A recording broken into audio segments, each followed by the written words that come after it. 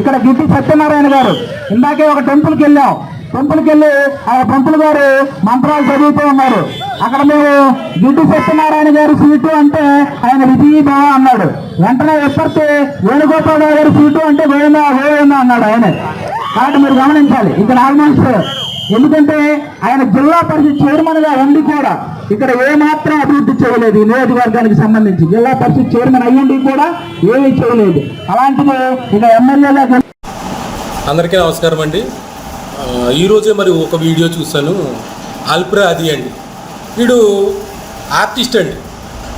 ఏంటంటే హైదరాబాద్లో ఎక్కడో ఆర్టిస్ట్గా పనిచేసేవాడు ఈరోజు అన్నదమ్ములుగా ఉంటున్న ఈ కోనసీమ జిల్లాకు వచ్చి ఇప్పటి వేణుగోపాల్ గారిని మాట్లాడుతున్నాడు. ఒరే అల్ప్రాది, నీకు అసలే బుద్ధి జ్ఞానం ఉందారా?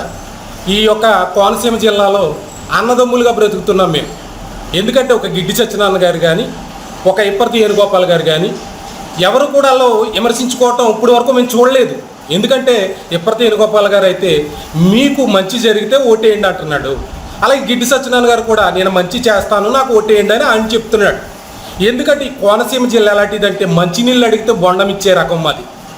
చెట్టుని ఆ బొండం తీసి తాగరా బాబు అని ఇచ్చే రకం ఈ కోనసీమ జిల్లా వాస్తువులు. కానీ నువ్వు చిచ్చు పెడుతున్నావు ఇక్కడికి వచ్చి. అల్ప్రాది జాగ్రత్తగా ఉండు.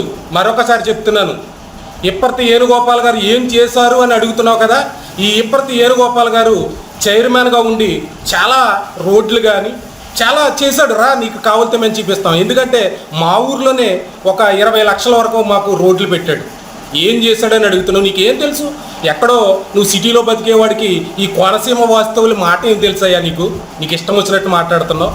ఒకసారి అర్థం చేసుకో. ఏదో నిన్ను విమర్శించుతున్నామని ఉద్దేశం కాదు, కానీ నువ్వు మాట్లాడేటప్పుడు నువ్వు నోరు జాగ్రత్తగా ఉంచుకో. ఎందుకంటే గోయిందా అని అంటున్నావు కదా. గోయిందా అంటే ఇప్పటి వేణుగోపాల్ గెలిచిపోయాడు రా గోయిందా అని అన్నాడు ఆ పూజారి గారు. నీకు అర్థం లేదు గినము, అర్థం చేసుకో.